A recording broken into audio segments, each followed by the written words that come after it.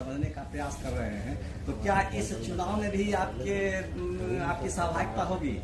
नहीं, 24 का जो चुनाव है लोकसभा का, तो अभी 4-5 महीने के बाद है। तो स्वाभाविक है कि उससे पहले तो पूरी बिहार की पदयात्रा पूरी नहीं होगी। मेरे लिए चुनाव प्राथमिकता नहीं है। मेरे लिए प्राथमिकता वो है जो मैंने आपको बताया, जो पदयात्रा के उद्देश्य है। जब पदयात्रा पूरी हो जाएगी, दल बनेगा, तो उसके बाद हर तरह का चुनाव लड़ेंगे, कोई दिक्कत नहीं है। उससे पहले जहां पदयात्रा हो गई, अगर वहां के संगठन के लोग जो जन स्वराज की परिकल्पना को, इस सोच को सुन के समझ कर लोग जो जुड़ रहे हैं, अगर वो चाहते हैं कि वो चुनाव लड़े, चाहे वो प्रमुख लड़े या जिला पार्षद लड़े, सांसद लड़े, तो वो लड़ सकते हैं। आपने देखा है जब 5 जिलों में पदयात्रा पूरी हुई तो वहां पर साथियों ने कहा कि चूंकि हम लोग शिक्षा पर इतनी बात कर रहे हैं, तो शिक्षा के एमएलसी का चुनाव हम लोग को लड़ना चाहिए। एक उपचुनाव था, तो एक निर्दलीय साथी को जो जन स्वराज से जुड़े हुए हैं उनको चुनाव लड़ाया गया और उनको सफलता भी मिली। वहां महागठबंधन भी हारा और भाजपा भी हारी। जन स्वराज का निर्दलीय प्रत्याशी अफाक अहमद जीत कर आए। तो ये व्यवस्था कि लोकसभा में क्या होगा, ये निर्णय उन जिला की इकाइयों पर है जहां से पदयात्रा हो गई। अगर वो लोग तय करते हैं कि उनको लोकसभा में लड़ना है, अगर उस तरह का कोई उम्मीदवार दिखेगा जिसके लिए समाज में ये चाहत है कि ये आदमी आते, ये आदमी हमारे सांसद होते, उस तरह की अगर बात दिखेगी तो चुनाव वो लड़ेंगे, नहीं दिखेगी तो नहीं लड़ेंगे। जब तक पार्टी नहीं बनेगी तब तक नहीं लड़ेंगे। सर, राजनीति में एक सलाहकार के रूप में भी आपको देखा गया, जैसे कि आपने बंगाल में ममता बनर्जी के लिए काम किया, बिहार में सीएम नीतीश कुमार के लिए काम किया, एक बार मोदी जी को भी आपने जिताने का काम किया। क्या आप 15-16 महीना से बिहार में यात्रा कर रहे हैं, हर जिला हर गाँव जा रहे हैं। जब आप अपनी पार्टी को अगर बनाएंगे तो आपके पास तो पूरा नॉलेज होगा गांव में क्या कमी है, तो किस स्तर से फिर आप इसको सुधार करेंगे? नहीं, वो सुधार हो इसीलिए तो ये जानकारी के लिए, समझ के लिए घूम रहे हैं गांव में। अपने जीवन का 2 साल 3 साल 4 साल निकाल कर क्यों कर रहे हैं प्रयास? क्योंकि मैंने आपको बताया कि मेरा 10 साल 12 साल का ऐसा अनुभव है कि चुनाव जीत लेने से, सरकार बदलने से व्यवस्था नहीं बदलती है। व्यवस्था अगर बदलना है तो उसके लिए जमीन पर उतरकर सही लोगों के साथ चुनाव जीतना होगा। इसीलिए प्रयास कर रहे हैं। मेरी अपनी जिम्मेवारी मैं समझता हूं कि मैं बिहार का हूं। मुझे अगर भगवान ने शक्ति, बुद्धि, क्षमता दी है तो मुझे ये प्रयास करना चाहिए और इसीलिए ये काम कर रहे हैं। आपको लग रहा है कि पहले हम कुछ दूसरा करते थे, आज कुछ दूसरा कर रहे हैं। हमारी नजर में हम वही काम कर रहे हैं जो पहले करते थे।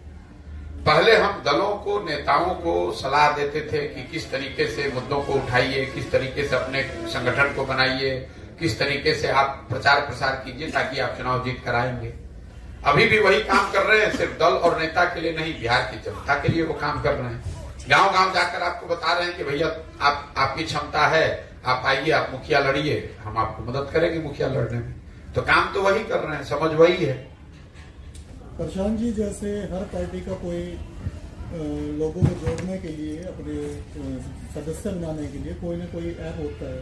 आपका कुछ ऐसा आता है, सिर्फ पदयात्रा ही है? नहीं, देखिए, चूंकि दल है नहीं तो इसमें कोई सदस्य तो बन नहीं सकता है, लेकिन पदयात्रा का उद्देश्य यह है कि ऐसे सारे लोगों को इकट्ठा किया जाए जो नया दल बिहार में बनाना चाहते हैं। यहाँ के जो आंकड़े हैं, सर्वे है, वो बता रहे हैं कि करीब करीब 50 से 55% बिहार के लोग ये चाहते हैं या समझते हैं कि बिहार में कोई नया प्रयास, नया विकल्प होना चाहिए।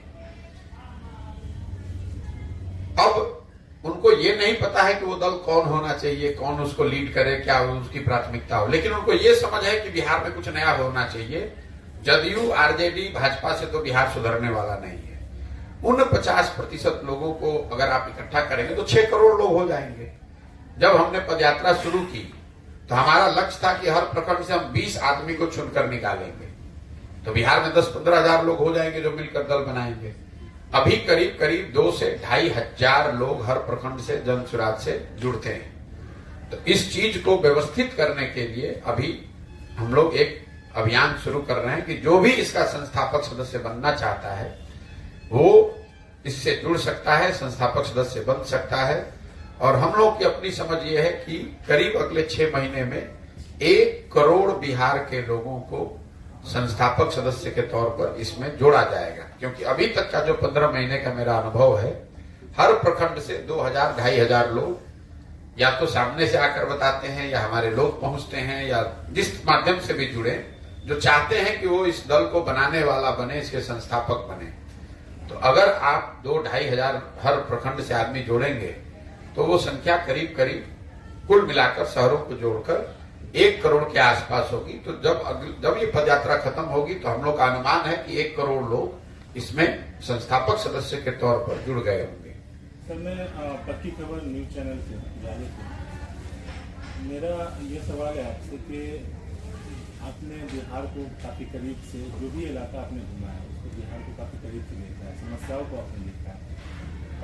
सबसे बड़ी समस्या हमें ये लगती है कि अफसर जो भी हैं वो अपने हिसाब से अपने ड्यूटी को करते हैं, लेकिन उनके चैम्बर में, उनके करीब और उनके आसपास जो इलाकाई कुछ पूंजीपति वाले लोग होते हैं या कुछ भाग रखने वाले लोग होते हैं, अपने आप में कुछ बोल्डनेस रखने वाले, उन लोगों को अगर उनके बीच से हटा दिया जाए, जो खबरी लाल का काम करते हैं, तो फिर नहीं, ये बहुत छोटा पहलू है। अब अफसर जो है, जो सिस्टम है पूरा, जिसको आप तंत्र कहते हैं, सिस्टम कहते हैं, सरकारी नौकरियों में कुल बिहार के 1.57% लोग ही हैं। सिर्फ 1.57% लोग ही, 2% से कम लोग ही, चपरासी से लेकर चीफ सेक्रेटरी तक सबको अगर आप जोड़ दीजिएगा तो 2% से कम लोग सरकारी नौकरियों में हैं। तो पूरी जो व्यवस्था है वो सिर्फ 2% सरकारी नौकरी करने वाले लोगों की वजह से नहीं है। दिक्कत यह है कि जो जनप्रतिनिधि हैं, लोकतंत्र में मालिक वो है जिसको आप चुनकर बैठाते हैं। अफसर क्या करेगा? अफसर तो वैसे काम करता है जैसे काम कराना वाले लोग चाहते हैं। यही नीतीश कुमार हैं, 2005 से 2010 में यही तंत्र था, यही अफसर था। आपको कई क्षेत्रों में सुधार दिखा है, आज वो सुधार आपको नहीं दिख रहा है, बदहाली दिख रही है। इसलिए कि नीतीश कुमार की अपनी प्राथमिकता बदल गई है। उस समय वो बिहार को सुधारने में लगे हुए थे, आज अपनी कुर्सी बचाने में लगे हुए हैं। वो अफसर और पूंजीपति क्या करेगा? सर, मैं दैनिक हिंदुस्तान से हूँ, विकास कुमार नाम हुआ। एक चीज और मैं जानना चाहता हूँ, जो अभी तक 4000 गांव का आपने भ्रमण किया, कितना असर पड़ रहा है? आप जो लोगों को समझाना चाह रहे हैं, अभी आपने कहा कि जात पर, धर्म के नाम पर लोग वोटिंग करते हैं, देखिए उम्मीदवार का चयन कितना असर पड़ रहा है ये तो मेरा कहना ठीक नहीं है। वो तो समाज में आप पत्रकारिता करते हैं तो आपको बेहतर समझ होगी इसकी कि मैं जो बोल रहा हूं इसका असर पड़ रहा है कि नहीं पड़ रहा है। मैं इतना ही कह सकता हूं कि जो आंकड़े हमारे पास आ रहे हैं, 50% से ज्यादा लोग, प्रशांत किशोर कोई प्रयास करें चाहे न करें, वो पहले से कन्विंस है कि भैया बिहार में कुछ नया होना चाहिए। बहुत हो गया लालू नीतीश, बहुत हो गया भाजपा मोदी। देखिए जो दक्षिण के राज्य हैं, आज तक कोई दक्षिण के राज्य में कोई मुख्यमंत्री 10 वर्ष से ज्यादा नहीं हुआ। एमजीआर को एक आप एक्सेप्शन के तौर पर अगर हटा दें तो 10 वर्ष से ज्यादा कोई मुख्यमंत्री नहीं बना है। वो राज्य सब आगे हैं। क्यों? वहां विकास हो रहा है, फिर भी लोग आपको हटाते हैं, किसी दूसरे को मौका देते हैं। बिहार में 32 वर्ष से लालू नीतीश, भाजपा लालू नीतीश, इसके आगे हम लोग देख ही नहीं रहे। कहीं न कहीं बिहार के जनमानस में वो अभी अकुलाहट, घबराहट या ये सोच बन रही है कि भैया अब इनसे आगे हमको देखना है। अब जब उनको आगे देखना है तो वो जनसुराज को देखें या किसी तीसरे को देखें, ये इस पर निर्भर करता है कि कौन सामने आता है, किसकी प्रामाणिकता जनता की नजर में है। लेकिन जनता बिल्कुल इस पर तैयार है कि हमको कुछ नया होना चाहिए।